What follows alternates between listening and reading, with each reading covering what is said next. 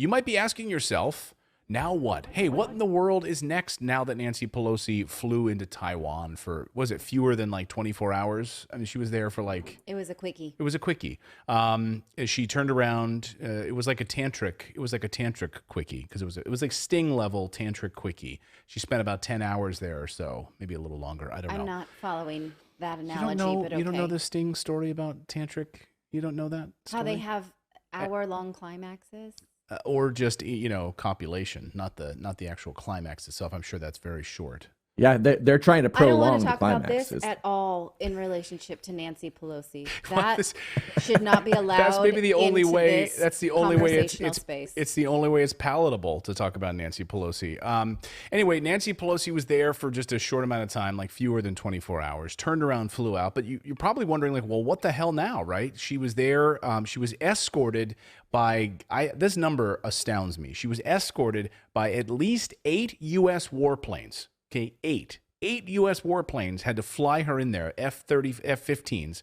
The price tag for her visit to Taiwan estimated now at $90 million. We'll get an exact number, but that's the preliminary number, $90 million it cost Nancy Pelosi to fly into Taipei Airport for this like short little trip.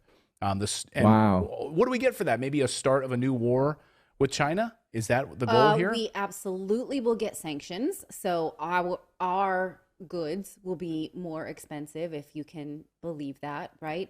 And we will get increased amount of rhetoric about protecting Taiwan now. And we will get the opportunity to send money and lend lease weapons there.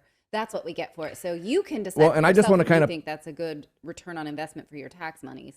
Yeah. Well, I want to put it in perspective a bit. So a lot of people don't know this, but like when you have presidential candidates, like when all the like Bush and all those guys that were just running in the elections, they get security. They get what is the security that Secret Service? The Secret Service, right. And to the tune of about $50,000 a day each candidate.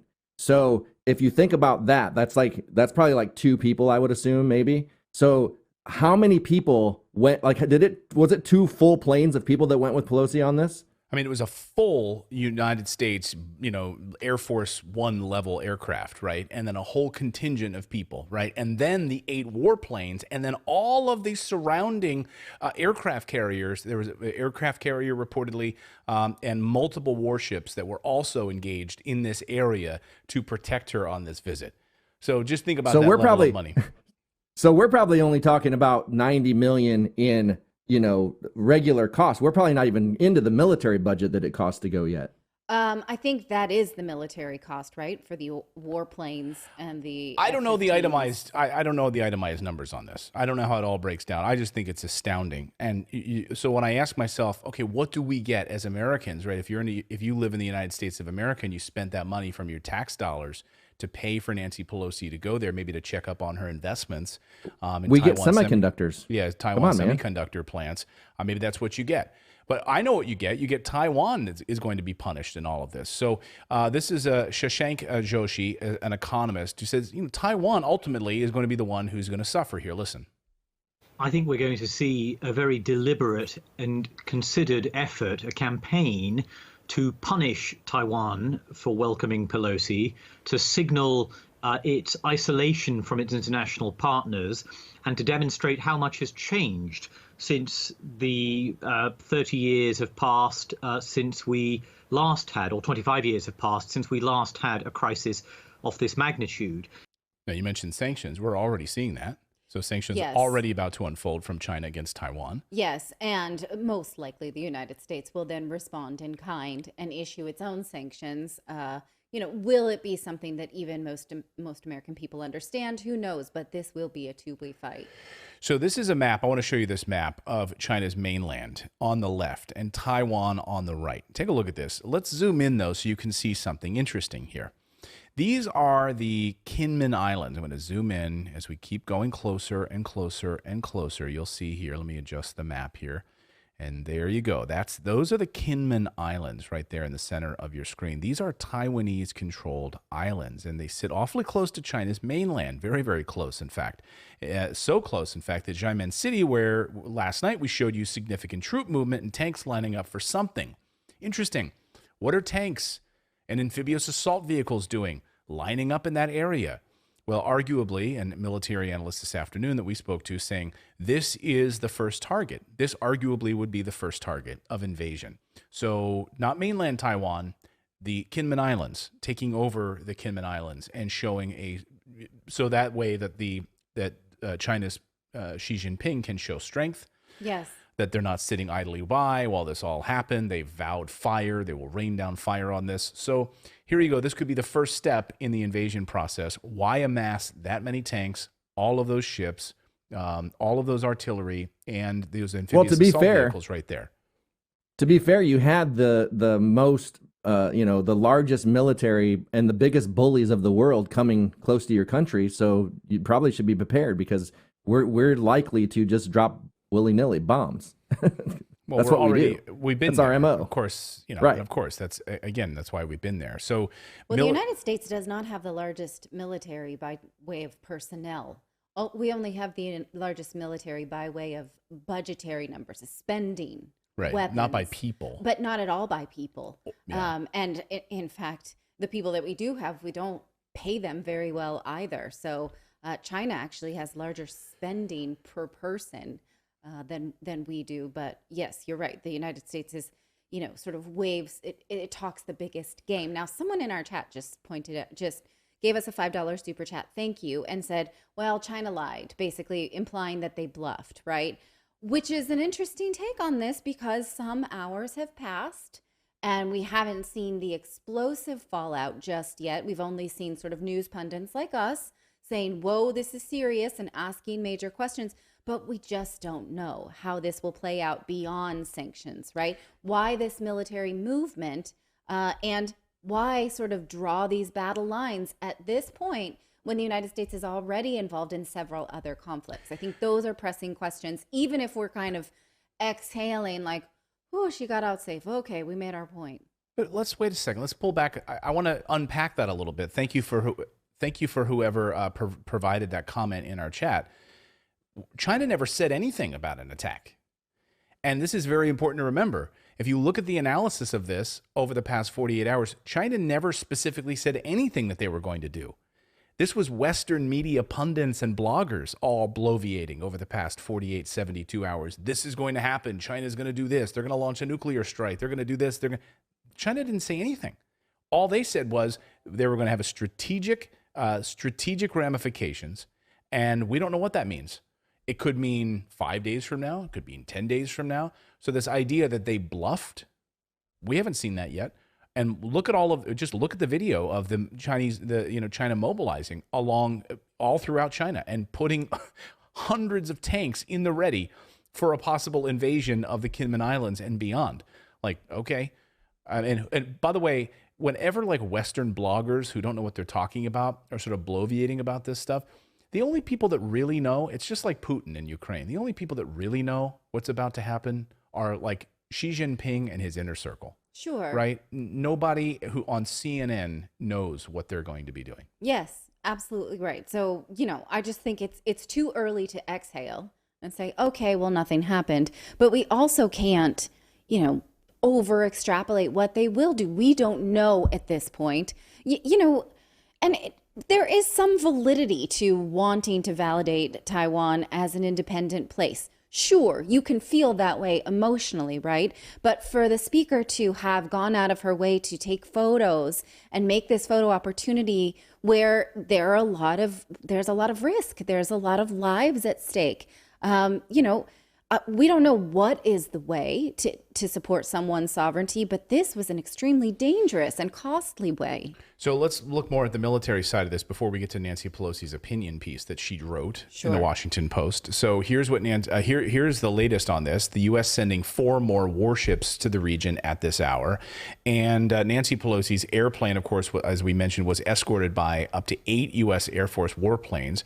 If you look at the surrounding red blocks on your screen here, these are the areas where China has essentially encircled Taiwan.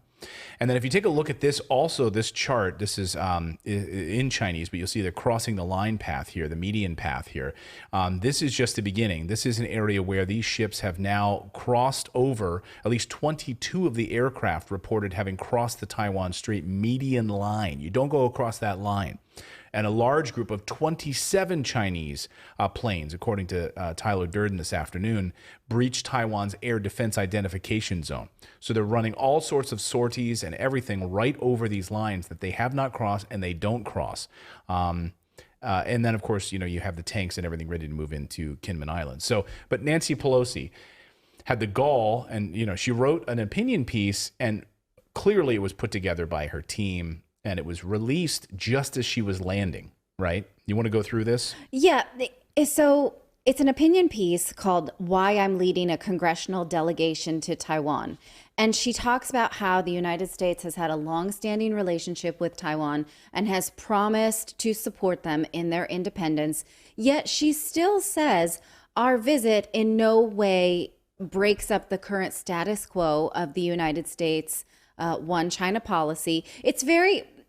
It's confounding. She says we need to stand by because we believe that Beijing has intensified tensions with Taiwan and that the People's Republic of China has ramped up patrols of bombers, fighter jets, and surveillance aircraft near or even over Taiwan's air defense, leading the U.S. Defense Department to conclude that China's army is, quote, likely preparing for a contingency to unify Taiwan with the People's Republic of China by force. So she's saying we are worried about conflict there. We do think that they might invade. And so me coming here shows that we won't stand for this and we will come right back if this happens. Do you buy that? I mean, here's the way I look at it is you going there leads to an invasion. Like, again, it's poking the bear. And to me, this is almost like what they want. They want this to happen. Yes. We're going to Taiwan to give them a reason, to give China, whom they pretend to not really love, but they actually do really love them. Just look at the Biden's cozy relationship with China. Again, why are we so quick to send billions of dollars to fight in Ukraine, but we cozy up to China?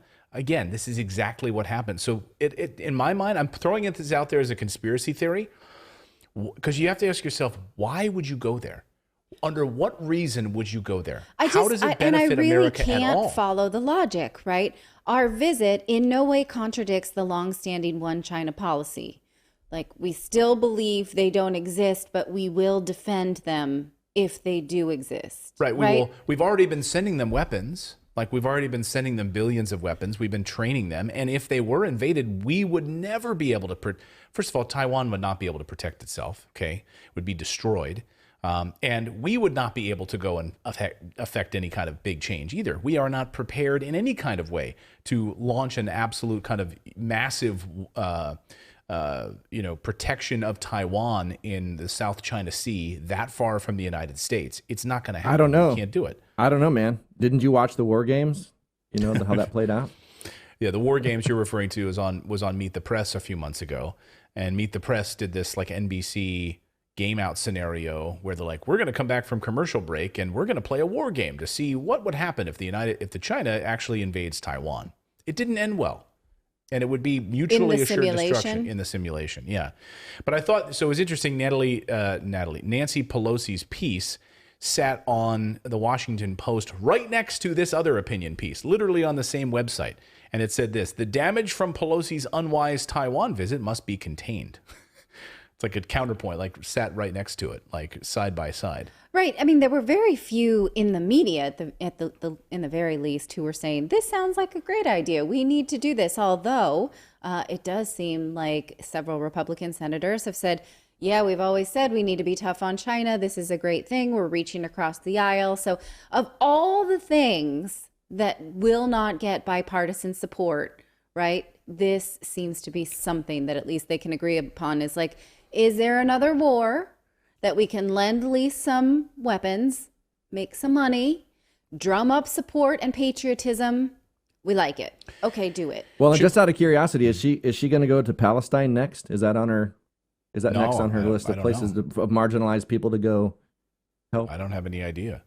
I don't know what her itinerary is, but clearly it's not in the United States. While her husband this afternoon was being arraigned for a DUI and pled not guilty this afternoon. So, isn't that kind of weird? Like she literally leaves the country when her husband is going in front of a judge. Well, okay, but we could also see that as a very expensive decoy. Right, I guess. Right? Nobody look at him over here. Look at me landing in a place that's highly controversial and dangerous for many people that I don't care about. Maybe we should talk about the Taiwanese people, right? Like, what do they want? Like, we're talking about the United States and why is this good for the United States? But what about the Taiwanese people? Well, of a poll that just came out, conducted by Taiwan's United Daily News website, says that 61% said the trip was not welcome. In a poll of nearly 7,500 readers, the website said 61% said the trip was not welcome and it may destabilize the Taiwan Strait. Only 38% welcomed the visit. So, and by the way, like if you saw some of the protest videos, they've been suppressed. You can't really find them. They're hard to find. But there were plenty of people protesting, tearing American flags in half, telling Nancy Pelosi to leave, get out of here. They called her a witch. They told her to get out of this island. You're destabilizing the region. Get out of here. Leave now. They called her all sorts of other names. I just want to say that's not what witches do. Okay. But that's what they called her. Yeah. They called her Nancy the Witch. Okay. They called her Nancy the Witches Old Witch. float. No. Witches float. This is really offensive to witches. She's not a witch. She's a witch. She's not a witch. Burn her anyway. No. No, Hey, this Monty. is not a witchy move. Monty I'm just Python, saying any this. Good Monty Python references. But nevertheless, how is the United States responding to this? What about warmongers? You know, you mentioned the Republicans were all on board with this. I think we had 25 different Republicans who signed off on her visit. Mitch McConnell among them thought it was a great idea. So it's kind of weird to watch these Republicans because they really want this. They want us to have some massive conflict with China. They love this idea. This is all the focus. Mike Pompeo, liar-in-chief himself, former head of the CIA, former, what was he under? Secretary of State. Secretary of State under Trump. I like to think of him as the CIA because that's where he really got his bread and butter. You know, he calls again this China bluster. He's like, look, this is ridiculous. China, what did he really do? What did she really do in China? In Taiwan, nothing. Listen to Mike Pompeo. The challenge from the Chinese Communist Party isn't Republican or Democrat. It's a challenge to the United States of America. When you hear the Chinese response to something, we ought to just take a step back, right? When you hear the Chinese response to the fact that we just had a Speaker of the House travel to a country, all she did was hold some meetings. We didn't land the 82nd Airborne in the western part of China. We didn't launch an attack. We just sent a delegation to another independent sovereign nation. To see this response from the Chinese Communist Party, I think tells you all you need to know about what America needs to do. And That's very diminutive. Yeah, He's just like we telling only you sent to troops over calm there yourself. to liberate. Yeah, we only sent troops and everything over to liberate Iraq. We didn't go over there to, do anything nefarious. I mean, it's so condescending. It's so condescending, right? I mean, think about think about it in reverse. Let's just pretend it was Puerto Rico, okay? And now China decides to send a delegation to talk about Puerto Rico's freedom and democracy. Yes. As a sovereign territory, right? And they land there with 8 warships. Like, what would the United States do in Puerto Rico? Maybe not the best analogy, but it's close. It's, I know you could pick apart like pieces of it and say, well, they're not, but you know what I mean, right? In our own backyard, that close to mainland United States. Yes. This is what. Well, then the Monroe Doctrine would matter. So all the stuff that we signed with Russia and everything that we wouldn't expand NATO and all of that doesn't matter. But if they did that, the Monroe Doctrine, we'd be like, no, we've got documents. It matters when it affects us, but documents don't matter when it affects other people. Yeah, we have a document from the 1800s under President James Monroe that says nobody from the east can set up shop basically in the Western Hemisphere. It's ours. Like the Western Hemisphere belongs to the United States, right? And China's supposed to adhere to this Monroe Doctrine from the 1800s, something that we wrote up. Like it's our own doctrine. Mm-hmm. Like we have to adhere to and that. I think in Russia it was the Minsk agreements, right? And the Minsk agreements were, that we wouldn't expand NATO and things like that. And we tell me one treaty or anything like that the United States has ever kept. Like we just don't keep our treaties. No, and this afternoon we should mention that Finland and whatchamacallit, are being voted on by the Senate and expected to be signed today to join NATO. Finland, and am I missing Sweden, is it right? the Netherlands? Finland and help me out here, guys. Finland and I'm not sure on that Sweden. one. It's Sweden. Sweden. It is Sweden. Okay. I knew it was a country that started with SWA. I couldn't remember. It's one of those. Swahili. There's so many to choose from. Swaziland, Switzerland, Sweden. I couldn't remember. But at least I thought, okay. So that's the very latest there in China. We're going to continue to watch like the fallout from this. As someone earlier said, China bluffed. Well, we don't know yet. We don't know what their plans are. And it's still just a few hours from whence she left. And by the way, they already launched a cyber attack against the presidential infrastructure in Taiwan. They've already launched a denial of service attack. They're amassing troops and they've already flown over areas that they said they wouldn't under treaties, right? So they've already broken through treaty lines. So are they going to do anything more than that? We shall see. And when we talk later in the show about Ukraine and the Russian conflict, we will see how the battle lines being drawn make it more important, because it does seem very clear that in this conflict, China has remained neutral, but if we force their hand, they're not going to choose Western side. Right. Today's episode of Redacted is brought to you by our favorite trading platform, our friends over at Moomoo. That's right. You can get 10 free stocks right now, valued up to $25,000 just for opening an account and making your initial deposit. So here's how it works. When you go over to redacted.inc/Moomoo, you will get 10 free stocks. When you deposit $100, you also get an extra stock of LCID, Lucid stock, and you get additional 5 free stocks with any deposit. So this is absolutely a game changer. You'll probably even get doubled when you get Apple stock. That's right. So when you get these stocks, you're going to get some fancy stocks, not just random companies, but some big ones, companies that are game changers, like companies that make the iPhone. What I love about Moomoo is it's an education platform as well as a trading platform. So if you're just getting started and you don't know the first thing about investing, well, don't invest. Just open your account, get your free stocks, get your free money, and then go through their free courses. They have free courses built into their platform. So you can start learning how to day trade.